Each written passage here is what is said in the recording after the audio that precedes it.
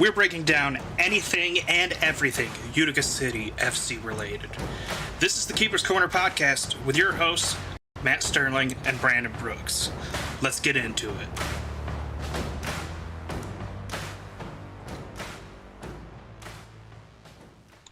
Hello, welcome to another edition of the Keeper's Corner podcast. Matt and Brandon here. Evening. Thank you for joining us. I guess I gotta get in this habit since we're doing this live, but let's start off. Hey, if you're new here, please hit the subscribe button so you never miss an episode. Leave a like, leave a comment, just something to keep us in your algorithm. Wow, hitting the plugs early. Look, you gotta do what you gotta do. Oh, I know. It's YouTube. YouTube is, well, it's YouTube. Mm-hmm. So, no, evening, everybody. It is a wonderful Monday evening to be a Utica City fan, mainly because, we already knew this, but we're in the playoffs. So, and we got to come off a win this weekend. It was, a win's a win. Who cares who it's against, right? Yeah, sometimes when things are going rough, you just need to play Harrisburg. Hey. Breaking the curse, okay? The last time, we talked about it last week. We played against a very, quote-unquote, low-tier opponent a couple years back, and these came out, and it was a bad day. Yesterday, I wore mine. I know you wore part of it from you. You wore part of yours, and we won. So curse is somewhat broken. So I'll take that. Yeah, just St. Patrick's Day, I guess, is a little rough in Utica. Yeah, let's get those on the road a little bit more often. Yeah, right. Because it was not a pretty win, and no. We'll talk about why. But boy, it's 3 points. It's a big 3 points. It keeps pace with Kansas City and Milwaukee for playoff standings. Yep. We'll talk how that shook out a little bit later, but like we've said all season, it's about beating the teams you're supposed to beat. Exactly. And since we never got any availability report from Utica, I don't know about you, but I was extremely nervous going into the game. Oh, for real. It was... the fact that a lot of teams didn't submit an availability report, but the fact that Utica, out of all of them, didn't, when we had a lot of key players out, it was a little scary. I was concerned, but it all worked out in the end. We had some key components back on the roster, back on the bench. Yeah. And although they didn't get to do much, I kind of felt like this was more of a, we'll call it a warm-up game for potential, just really, I feel like these next 3 games, well, next 2 games really, are probably the best ones for those key components to come back on the roster so that they get refocused. Obviously they may not play their hardest, which may have been what happened this weekend, potentially. But, just getting them back in the swing of things is key for going into the playoffs. Yeah, it was a sloppy game at times on Utica's end. It was an unlucky game at times. How many times do we watch a ball bang off the frame? Yep. And then it was a very lucky game at times on a couple of those goals. There were a few of them. Sorry. This is to make up for the one that hit the post and dinged straight down and then bounced away instead of bouncing in. I was thinking those couple that Frank put in the top left-hand corner. Oh, just a little bit bigger, and that thing was in. Oh, those would have been real pretty, but just wide, just a hair. Yeah, we got a Wallace score out of the weekend, so it's always a victory when that happens. Oh yeah, it's always positive. But let's talk about this 6-4 victory over the Heat at home. Closes out the season sweep. I'm pretty sure we swept them in 2021, 22. I know we lost one against them in 22 and 23, but that puts Utica at a ridiculous 17-1 record against the Heat since coming out of COVID. Yeah. Yeah, it's we love quite a few people on the Heat, you know. Mm-hmm. Joey's a great person, love seeing him up in Utica. Dominic Francis is a great guy. Would love to go. Just unfortunate that his name is so easy for a heckle. Like it's primed. Yeah, I know. And you know why it's primed? It's because we were all programmed by watching Deadpool. Where's Francis? Actually, that would probably be something that Harrisburg's team was asking over the weekend. Where's Francis? He never scored in Utica. Not once. He got 2 assists. Mm-hmm. Never scored. So they might have been saying the same thing. Yeah, the fans, who knows? But let's start stat that tells the story in this one. And I'm going to agree with Mr. Kuber in our chat there and say that it is the Sogs. Sogs! In a game where at times Utica struggled to score and Harrisburg fought back in a way that we probably weren't expecting there at the end of the second quarter, Utica outshot the Heat 32-17. And that's just a microcosm because go watch that first half. For the first quarter, Utica controlled the ball for like 12 minutes of it. Yep. It was all Utica, and then it was all Utica to start the second quarter. And then some cracks appeared. And it was fairly, not even fairly even in the third. It was mostly Utica again. Just struck, neither team converting. Yep. And then the fourth, we saw things finally open up. Yeah, no, they definitely had a lot of shots, a lot of Sogs, a lot of them in this game. Mm-hmm. Some of them were better than others, but overall, it was still, it was still a good effort. And there was a lot, like there was a lot that went wide. A lot of them that was like could have been a little bit better, mm-hmm. but overall, yeah, just it was a good afternoon. Just took them a little while to get there. Yeah, it's not for nothing. I mean, Navarrete had an 840 save percentage. Yep. Fantastic. So the math isn't mathing on this. I just looked at it. So if he had 25 shots against and 5 goals allowed and 21 saves, something's not mathing correct. But whatever. Navarrete had a great day in goal for Harrisburg. Yeah, he created a save out of nowhere. Yeah. He saved it, but he didn't. And hopefully Grant Glorioso is all right. Yes. He was taken out early, banged into Frank pretty hard. But in a sense, I could almost feel like that was somewhat of a detriment to Utica. Mm-hmm. I know why they weren't playing Navarrete. They weren't playing him because he just played. Was it the night before? Or was it the night before that?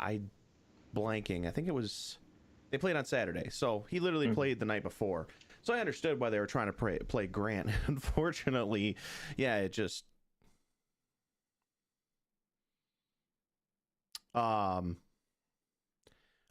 Unfortunately, no problem. I was just wondering what was going on. I saw my stuff caught out, and I thought that I was doing something wrong. Anyway, yeah. Nope, so, I did something wrong. Yeah, I figured that out. It was definitely. I felt that it was ultimately a detriment to us. I think we could have ended up potentially putting more on the board. Navarrete is a great keeper. Glorioso's coming into his own. I don't feel like he's there yet, but a couple years down the road, he's going to be the double G that everyone's going to be looking out for. But Navarrete definitely brought it that night, and no, he had a great game. Mm-hmm. My stat isn't one that's actually recorded on the website. We possessed. I felt like we possessed the ball a lot. We did play with it a little bit, but we really took control of this game by just simply possessing. And that's something that, unfortunately, against some of the more top tier teams, we end up possessing, sure, but we end up getting it taken away a lot because I don't know, we get comfortable something. So possession time was definitely up there in this one, which was nice to see. It's something that I felt like we hadn't had a ton of. It always felt like, we get it, we rush with it, we shoot it, and that's it. Which I know we're that kind of style of, we can be that kind of style of offense, but it shouldn't be we shouldn't be a one-trick pony. So possession time and seeing that we had a decent bit of it this game was a breath of fresh air.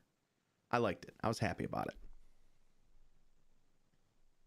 Yeah, it was a very different style than we've seen in the past couple games, where it was either high transition, just back and forth, ping pong and around, or bouncing back and forth, really fast paced. Yep. No team really settling into a set offense, or kind of like we saw in Milwaukee, where Milwaukee just ran the show for most of that one.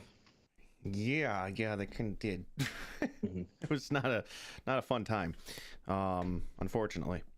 So, but you take the good with the bad, you take the bad with the good, and that's a soccer season, folks. All right, Brandon, I took the lead on this last one. Why don't you give me your play that changed the game? That one's kind of easy for me. I think there was a lot of tension around the penalty kick for us. 9 times out of 10, who's taking it? Who's out there taking that? Who's out there taking penalty kicks? You mean the shootout? It's labeled as a penalty kick on the website. Well, so the website I'm calling it I know it's a shootout. It was a shootout, but it's still a penalty kick. Who usually takes them? The website's also been listing home teams as forfeits for the first few minutes after every game. And it's not like just Utica. It's been every game. Yep. So anyway, Gordy. Game-winning Gordy is usually the one out there. Well, he wasn't playing. So I think most people probably assumed it was going to be Frank. Frank's going to take it. No. Big Mo steps up. And I was like, okay, I know Mo can do this. I know Mo is, he's got, he's excellent at distributing. He's great at taking really just rocket shots, and he can outmaneuver him. I know he can do that. And you know what? It's exactly what he did. And he gave us that 2-point lead, gave us that breathing room. Everyone could take a nice sigh of relief. I think that one was the turning point for me. Yes, we had taken the lead with Belliard's goal, but this one took the pressure off. Anytime you're getting that 2-goal lead. This isn't the first time I've picked a 2-goal lead goal as my play that changed the game. Yes, it was nice when we got the third one, because then it's like, that's the nail. Right there's the nail. This is done. Over. But that one took the pressure off. And I was so glad to see not only that we had someone else besides Frank, besides like Nilton or Gordy, which I don't think we've ever seen Nilton take one, but you know what I'm saying. Our top scorers, we brought out Mo, who is somewhat more of I don't want to say a more technical person, but he could be regarded as that, just given, again, the distribution quality and things like that. I was very happy to see him not only take it, but score with it. So awesome. Yeah, no, that one, when he lined up, I was like, okay, I'm fine with this, and I figured it would go in, but yeah, breathing room's always good to have in the fourth quarter. Always, always, always. My play comes much earlier, and it changed things for the worst. Oh, it's the Navarrete goal. We've seen teams since they got rid of the dumb rule where goalkeepers couldn't come past midfield until after the third quarter. Yep. Now if they could get rid of the other dumb goalkeeper rule, that would be great. But the 2 back. Yeah. Yeah. We've seen teams, including Utica, use this kind of pseudo 6 attacker. Oh yeah. And it's worked quite a few times this year around the league. We'll mention how it worked in M2 over the weekend. I was just gonna say. I think I found our true 6 attack. But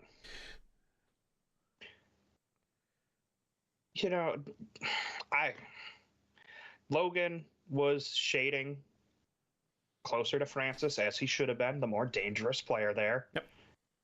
Navarrete beats him because obviously you're playing their best player, who's up there in total points for the league. Yep. Top 5. And then Navarrete just rips one. And you could see the look on Andrew's face on the replay. He was not ready for it. No. Didn't see it. No one was ready for it. No. Very unexpected. Yes. Very clearly caught Utica off guard. And you think, all right, well, maybe they'll focus up here. But instead, it sparked a Harrisburg run. Yes. And it went from a comfortable 3-0 lead before the half to a tie with 12 seconds to play in the half. That was surprising. And I was like, that's huge momentum for Harrisburg going into the half, because now Utica's got to stew on this for X amount of minutes until they come back out. Like, I'm sure that there were some things said in the locker room like, what? Yeah, just don't count out the goalkeepers in this league, guys. Let's not give up another goalkeeper hat trick. And it'd be worse if it was with their feet or on a full-size field. Always got to throw that jab in there. Yeah. That's true. Yeah, the other game was like 3-3 at the half too. What was it? The Wave and no. Yeah. Yeah, Wave. They kind of struggled a bit with the outlaw or the sidekicks. Oh, it was 4-3. Sorry. But to be fair, the only other game I paid attention to a little bit was Kansas City against the Ambush, because, as I said in the group chat, happy Blast Elimination Day. Yeah. I was wondering when it was going to happen. Yeah, it was not so much if, because granted, hell of a hill to climb for them. But to answer the question in the chat, the other St. Patrick's Day game, 3-3 at the half. Yes, that one. Oh, the one that we mentioned last week was 3-3 at the half. Yeah, you're right. I forgot about that. Scrubbed it from my memory after last week because you brought it up, and you wouldn't let me run away from it. Repressed memories need to be brought back so we can share in the trauma together. So the only reason that I say that yes, I do agree that it did temporarily change the game. It wasn't. At least it was short-lived. It was one quarter. So I at least will take solace in knowing that it was only a 1 quarter change versus the rest of the game. I mean, yeah, it was a 5.5 minute collapse, and then we were tied for a whole quarter after that. Yeah. Like, this one looked like it was going to be a 10-3 blowout, and then And then it wasn't. It wasn't.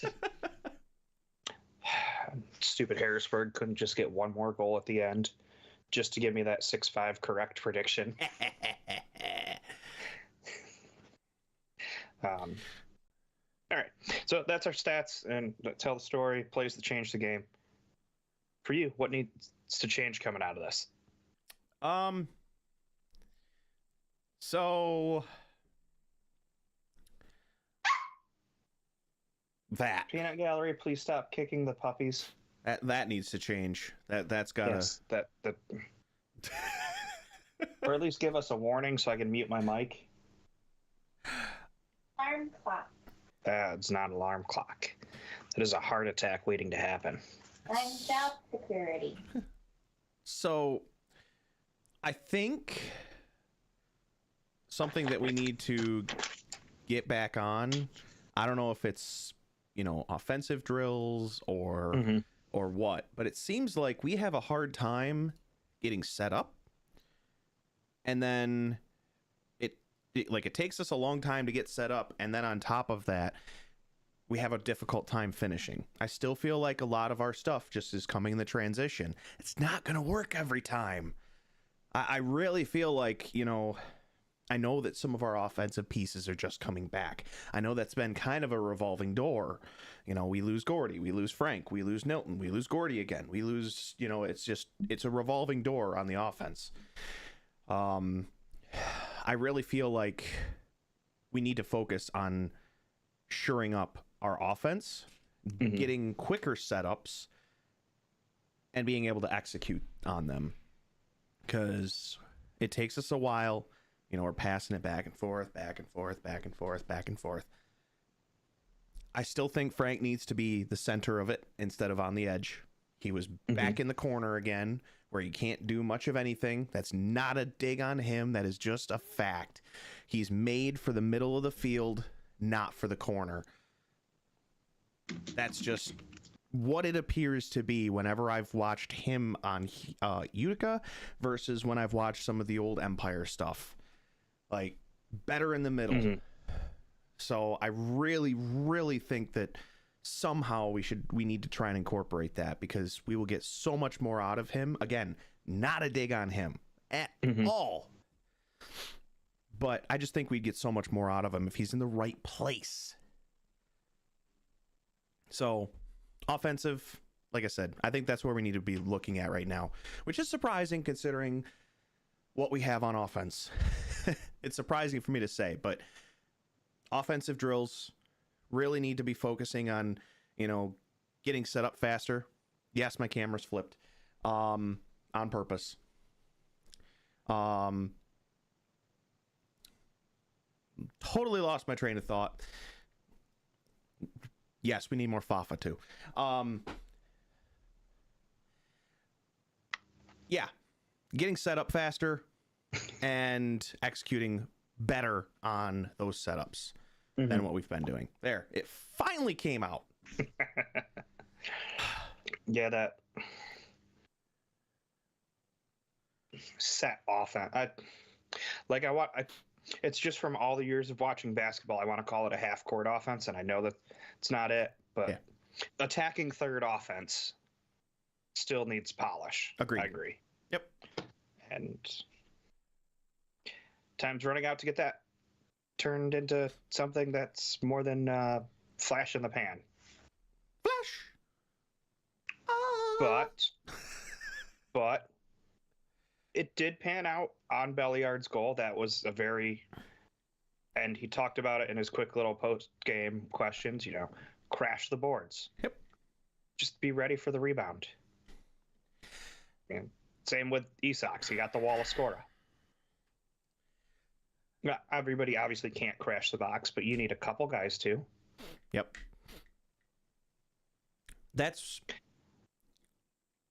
You brought up a good point. Rebounds, follow up. That's something I don't feel like we do well. You look at our game against Monterey. It wasn't necessarily the first shot you had to worry about. It was the second, and it was the third. It was the follow-ups. Those were the dangerous ones. The first one was dangerous too, but those were more dangerous because there was going to be a few of them. That's another thing that I think we need to work on. Crashing the boards. Our follow-up. Just don't let the first shot be the only shot. So, yes, I guess you got 2 out of me this week. That's 2 things we need to work on. It's all good. For me, I guess you'd call it stick-to-itiveness. And crashing the boards is part of that, but just not giving up on plays. And there are 2 specific plays that I can think of that are 2 very offensive-minded players kind of gave up on. Yeah. And I know it's just frustration boiling over, but I think they both came in the third quarter. One was where NDI swung and missed on a bouncing ball in the box, and the momentum kind of carried him onto the turf. Yep. And then he just kind of laid there for a second. And Frank had one where he found the frame again and not the back of the net and hit the turf and then laid there and, slams the turf. I get it. Trust me. It's frustration. It happens. The whistle hadn't blown play dead. You got to keep playing until the whistle blows.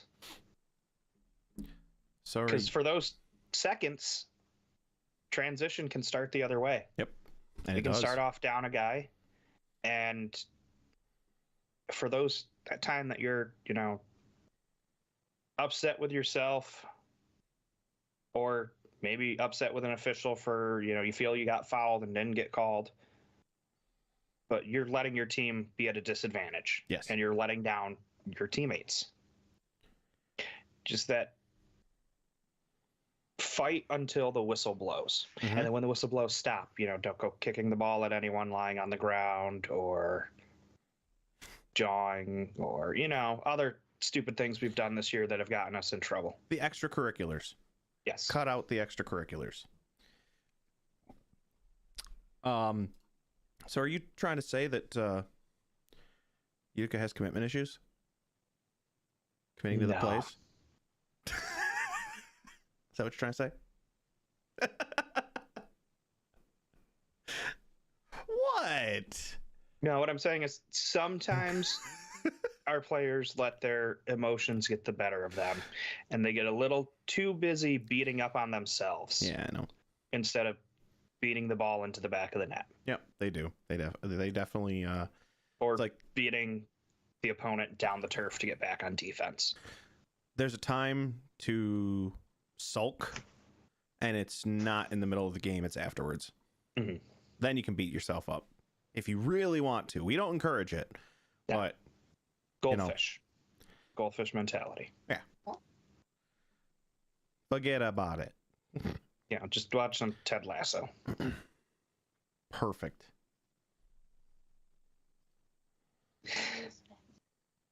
Okay, Peanut Gallery. We're not talking about those goldfish. Oh. I am a goldfish. The crunchy ones? Yes. I didn't even hear, so. She's just over there doing the jingle. Oh, okay. All right. Yeah, just again, like you said, work on the offense in the attacking third, the set where you have control of the ball, and work on finishing plays. Yep. What's your positive takeaway? Well, actually, I should probably take that because I've let you go first on the last 2. Don't you do it. Positive takeaway. We got a couple healthy guys back. Frank and Nilton, who, I'll be honest, I was highly skeptical if they were going to show up this week, came back to play. And it's generally good news on the injury front. Gordy's able to run. We'll probably rest unless it comes down to needing him to suit up with positioning on the line in the final game. Yeah. Which we're all going to be San Diego Sockers fans on Saturday or Friday night for that reason. Yep. And then Rafa seemed pretty good. Still had a slight hitch in his step, but it's a contusion. Mm-hmm. Yeah. Yeah, it's luckily it's not anything more significant. And Timmy will have word on his injury back later this week, whether he's cleared or will be shut down. That's what it is. But Gordy should be good to go for the playoffs. Rafa could be back as soon as this weekend, might not be back until next, or depending on if seeding is wrapped up at that point, might just sit out until the playoffs. Mm-hmm. Yep. It's very possible. It is. Mm-hmm. And Fafa Godoy has disappeared into the ethereal mists. No. He is still roaming the countryside, looking for the men that wronged his brother. He will find them, and he will kill them with dogs. Well, I can tell you where he'll probably be at some point, and that'd be at the world-famous KC Soccer Dome training for the KC Comets. Yeah. I may have heard Eric Bergrud say that phrase one too many times to describe the training grounds there. Oh. That's what happens when you try to keep up with all the other teams in the league through their podcasts. And that one starts with, "We are once again at the world famous KC Soccer Dome." But yeah, we're getting healthy. It's important. We got 2 games this weekend, so health is still a big factor at this point in the season. Oh, definitely. All right, Brandon, what's your positives besides what I just took, because you looked pretty upset about it? Oh no, you're not getting extra out of me. No. That was my positive takeaways. Literally, that's what I wanted. You stole mine. It's not fair. Probably because you knew it was just the low-hanging fruit. Like, it's right there. No, actually, I had right nothing there. else to... I was just like, I should probably take this first because I made him go first on the last 2. No. And then I panicked and was like, wait, what is there? Well, at least he admits it. No, that was literally it. Like, there was nothing more positive to talk about. Is just the fact that, you know, we're getting back, we're getting healthy. That's what we want to see. We want to see our guys getting back active on the roster, not being, you know, out. Like, that's unfortunate when we have that stuff to deal with. So I tried to drag that out as long as humanly possible while I'm the only one here. So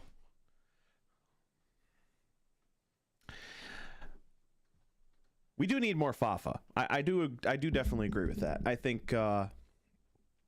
I think we should have an honorary Fafa jersey made up. That needs to happen. You know, he's now become a integral part of the roster, Fafa Godoy. So should definitely have his own jersey. Welcome back. I'm sorry about that. I kept him entertained. Good. Because I just kept Kate entertained. That's not easy to do. It, put it in the group chat. That was uncomfortable. Really? Because it was killing me. Yeah, I'm glad you enjoyed me getting a Charlie horse that had me saying a lot of very colorful things. Not as much as when I was getting a tattoo. I was like, uh-oh, my leg's just locking up, and nope, I need to get away from this now. Run. It was funny. Yeah, you know it's bad when I have to put up a footrest on my chair so I can keep the leg elevated to stretch it out. All right, so what were you saying? Oh, Yeah, I was just talking about the fact that the roster's getting healthy. You know, we're getting guys back active. You know, maybe still some cobwebs to shake out, but we're getting there. And then just talked about that we need a Fafa Joy jersey. So there's that. He's part of this team now. He's integral. Okay, well, that is new 72 special for Fafa. I'll see what I can do on that end. Make it happen. I don't know if the higher ups will approve, sign off on it, but what did I want to go do? I don't know. I wanted to pull up the standings. That's what I wanted to do, so that we can talk about. Do we talk about the league first and then talk about the standings? Because the league kind of talks about the standings. So go for it. Why don't you let us know what happened this past weekend? All right. So let me pull up my 90-second timer. This is 90 seconds around the league. So first off, we had a pair of Sockers versus Strikers. Unfortunately for the Sockers, they dropped both of them with a 10-3 and 11-5 victory for the Sockers, both home and away. The second being televised on the Golazo Network. Great broadcast as always, but just fell short, unfortunately. Tacoma gave the Sidekicks a bit of a thrashing on the 13th, 12-2. We had the Savage dropping 2 games to the Stars, with Justin Stinson getting a hat trick in one of them, and also getting 2 of the shootout goals in the shootout of the second game for the 5-4 win in the second game, and then a regulation 7-6 win for the first one. The Heat versus the Blast. Heat traveled to the Blast and ended up dropping a game 7-5. It's always hard to play in Baltimore. And we also had the Comets versus the Ambush, which ended up knocking out Baltimore out of the playoffs with an 11-5 victory. Finally, the Wave had a bit of a trouble against Dallas with a 11-9 victory. I was close. Went over by about second. Yeah, but almost only counts in horseshoes and hand grenades. Yeah, well, I didn't have to rehearse it. Yeah, well, I didn't rehearse mine. I just scripted it. Yeah, see, I didn't do that. I was literally clicking between tabs. No. Oh, and I missed one. So, yeah. Because there was the rematch of the Outlaws versus the Flash that I was highly anticipating. I was really hoping that, this was going to be a really good matchup considering the last time these two teams met, and the Flash stomped them 9-2. Mm-hmm. Yeah. Well, that was quite a bit that happened. It was a lot. It was a lot of games. As we've mentioned, Kansas City's victory knocked Baltimore out of playoff contention. They are eliminated. It's the first time in 17 years they've been eliminated from whatever indoor league they were playing in, that league's playoffs. But the playoff fields are set but not set. We know that Monterey, Milwaukee, Utica, and Kansas City will be playing in the East, and that the Sockers, the Savage, the Stars, and the Outlaws will be playing in the West. We know that Monterey has the number 1 seed overall. Yes. We know that San Diego has the number 1 seed in the West. What we don't know is anything else. Yeah, pretty much. In the West, it looks like Texas is probably going to be the 4 seed. They started hot and they have struggled down the stretch. Overall, they are 10, 11, and 1. They have a -1 goal differential at this point in the season.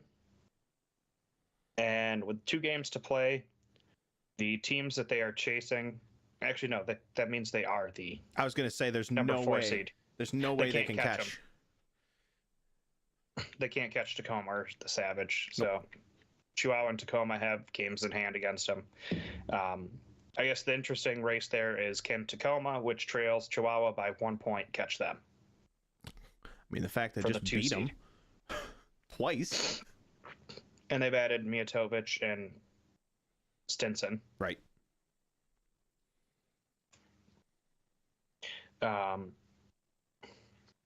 Depending on how the game goes this week on Friday for Milwaukee, will determine how Utica fares.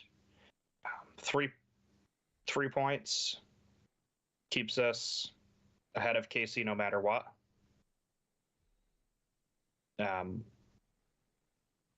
As things stand, Milwaukee can max out at 50 points. Mm-hmm. Yes. We can max out at 51, but if we tie them at 50, we would have the advantage on regulation wins. Because they'd win 2 more, we'd win 2 more. It'd be 15-14. Utica gets the advantage there. Right. So we need 8 points in our favor to lock up the 2 seed.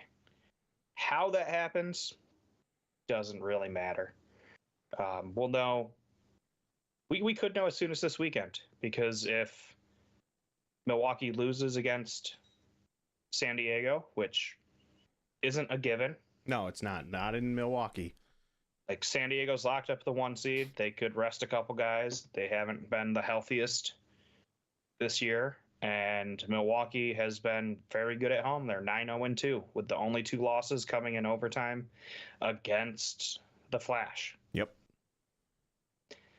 So that game is Friday night at 7:30 here in the East. Mm-hmm. Going to be must-watch TV if you can watch it. No, it's must watch. You must watch. No. I would love to. And then Utica can obviously get 6 points playing the ambush twice.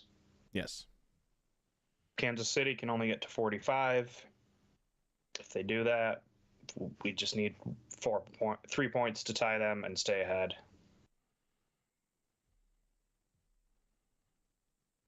And the thing, like we mentioned last week, that has Utica favorable to get the 2 seed is we have these 2 games against the ambush at home. We play at Baltimore, where we've already won this year, and we've beaten them 4 out of 5 times. Mm-hmm. And Milwaukee finishes at Monterey. Yeah. Yeah, that's going to be... It's always tough to play in Monterey. And, I mean, you know, the fact that that is literally the one game that is keeping Monterey from having a perfect season as far as winning, not as far as points. They're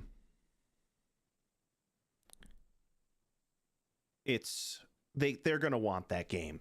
Like, they're not going to, most likely not going to rest people. You know, they have a very deep roster, and yeah, they're going to be gunning for that game. They're going to want it. So it's going to be tough for Milwaukee in Monterey. Yeah, that's always going to be interesting. Oh, yeah. I mean, technically, with the way things are standing, as Huber pointed out in chat, if Kansas City wins, they'd go to 45 points and jump Milwaukee. Yeah. If Milwaukee loses in regulation in both games and Utica wins in regulation one of these next 3, we'd be the 2 seed playing Kansas City as the 3. Yep. Which, the Battle of the Blue Turf is always fun to watch. So, again, this weekend's going to be huge because, like we said, Sockers play at Milwaukee Friday night, and then they play at Kansas City on Saturday night. Yeah. At the same time as Utica Ambush. So, keep your phones locked into that one as you're watching on the blue turf. And then, you know, paying attention to the other game on the other blue turf. Blue Turfception. And depending on how things go this weekend, we might have to pay attention to the game on the other blue turf. The one that's way south. Yeah, I'm okay with blue turf takeover of this league. Blue turf takeover. That's where things stand as we head into the final 2 weeks of the season. Came too fast. Que sera, sera. Last 2 weeks of the regular season. Mm-hmm. Yes. So this weekend, 2 home games. We get the Ambush, who just got beat down at home by Kansas City. And they traded, I believe, Vic Morroligwe to Texas, the Outlaws, to give them a little boost in the playoff push, which severely hurts their offense that's been clicking much better since they had SK and Oligwe and Robbie Christo all working together. And yeah, as far as and they released 3 people as well. Yeah, I don't know if they played that much, though. Yeah, I just happened to see that, they dropped a few. And as far as I'm aware, from what I had seen, it was a straight trade, not a loan. Mm-hmm. Yeah, just as traded. Just like the Sidekicks trading Quintana to the Savage. Right.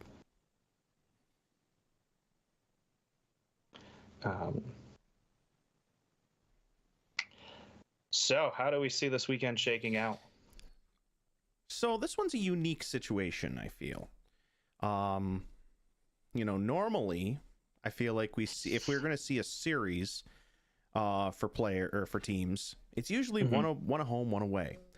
In this instance, we're seeing 2 at home for Utica, which, of course, anyone that's playing in Utica, it's always a tougher place to play because the crowd definitely has some, I don't want to say pull, but we definitely get involved. And so it makes it more difficult for teams coming in. So Utica's got that in its favor, number 1, for both of these games. With the fact that we're healthy again, let's put a scenario out there. If the Sockers beat the Wave, and we beat the Ambush in game 1 full strength, does Utica play the second? Does Utica rest people in the second one? That's the big question. I think that's going to help. That's going to shape the landscape of this game. Okay. So I think the first one, given our last time we played them, where we were actually the away team, we beat them 7-3. I'm going to say we're looking at a 9-4 in the first game. The second game, I'm going to say potentially we could be looking at a maybe 6-4 if we do end up having the ability to rest certain people. I could see that, being a closer game. And it could go either way in that one. Like, it could be 6-4 either direction. But I think that's what we might be looking at for the second one. Okay. So I think Utica's going pedal to the metal all weekend. Because the most surefire way to lock up that 2 seed is to win out. And 9 points sounds great, but if you can lock up 6 this weekend, your odds get a lot better regardless of what Milwaukee or Kansas City do. That is true. Now, the last game, they had Vic Morroligwe added at that point. He hadn't been there that long, but they were rested. We had just played the night before in Kansas City. And if I remember correctly, Or no, we'd played 2 nights before in Kansas City. I'd have I to don't look back remember. at the schedule here. Yeah, I'm trying to take a peek. Eastern Division. Utica scores. Who's I going to think get it there was. first? Yeah, we played the night before in Kansas City. Yep. And it was an 8 o'clock start to a 7 o'clock. So like the game ends at 10:30 at night, and then it's shower, drive across the state, or shower, hotel, drive across the state the next day. Mm-hmm. And game is 23 hours after the start of the one before. Right. Which in this league, we know teams do that. It's not an easy task. Anytime a team has to do that. One of the reasons we should give kudos to Harrisburg in this last game for competing. Oh, yeah. No. They played in Baltimore Saturday night, then had to drive up. I think Utica cleans their clock in both games. I'm talking 8-3, 9-4. Just thinking they're going hard. All right. You want that 2 seed. You do. You 100%. Need that 2 seed. You really don't want to be going to Milwaukee for a mini game. You don't want to go to Kansas City for a mini game. Honestly, I'd like to avoid a mini game given our record in them. Yeah, of course. Yeah, no, I definitely, if we can avoid a mini game, yes. Mm-hmm. Absolutely. Yeah, go all out. And I guess we'll talk about this here since Huber seems to think that they split the goalkeepers this weekend, which I can absolutely see that happening. Yeah. If Wilkin gets the goal for one of the games, we might have a little offensive boost coming from the goalkeeper position. For those that did not pay attention to United Elite this season, they wrapped up their home games this weekend. They were both overtime against Orlando. And in both games, Brian Wilkin scored the game-tying goal with less than 2 minutes to play to force overtime. And they were both left-footed rockets. Oh, yeah, they were. One on the volley, which I was fortunate enough to catch last night. And he had 2 goals in the game before that. So 3 goals in 2 games. I know it's M2, not quite the same quality of player, but I like that as a pseudo 6 attacker option. Oh, no, I'm not. I definitely am not against it. I mean, I could definitely see him, helping with a push for sure. Mm-hmm.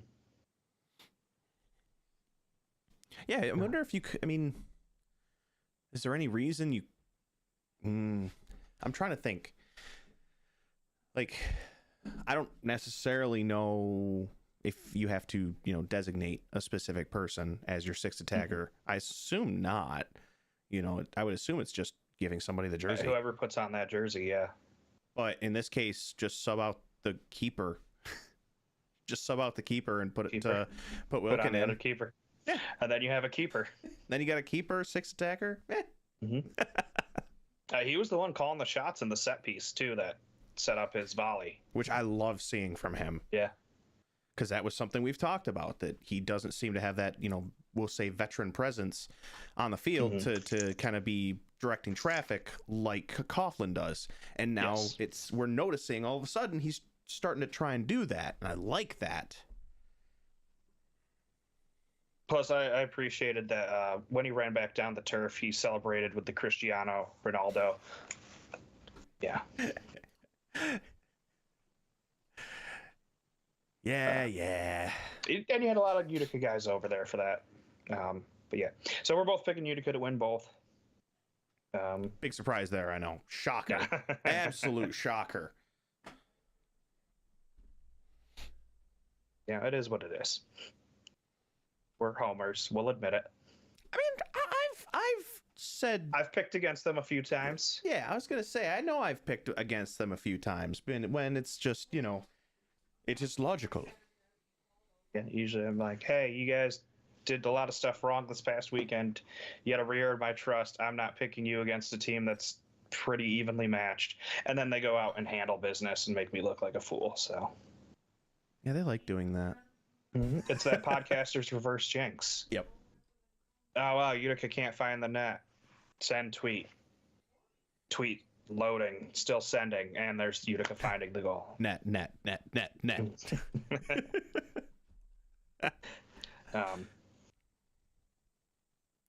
Anything else from us tonight, Brandon? Oh, I don't believe so. What? Peanut Gallery? Pretzels are awesome, but we need corn dogs. No. Yeah, we need corn dogs in that arena. I'm sorry. We don't need anything from the Wellington family. Corn dogs. Corn dogs. That's just the redneck cousin of the beef Wellington. I've wanted the corn dog in that arena for so long. Give me corn dogs.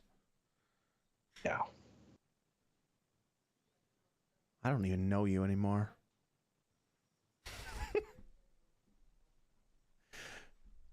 Apparently not, because I don't even like hot dogs, so why would I like a corn dog? I didn't say anything about them being for you.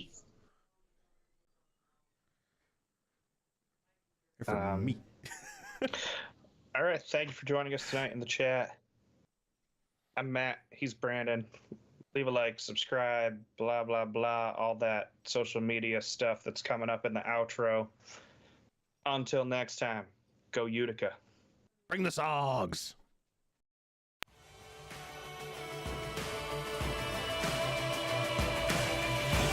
Thank you for listening to the Keeper's Corner podcast on whatever podcast app you use.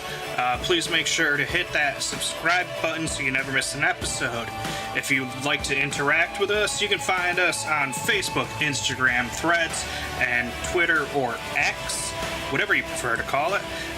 We have a TeePublic shop where you can get UCFC player swag or help support the podcast. Thank you. We appreciate it. And one last thing, go Utica City.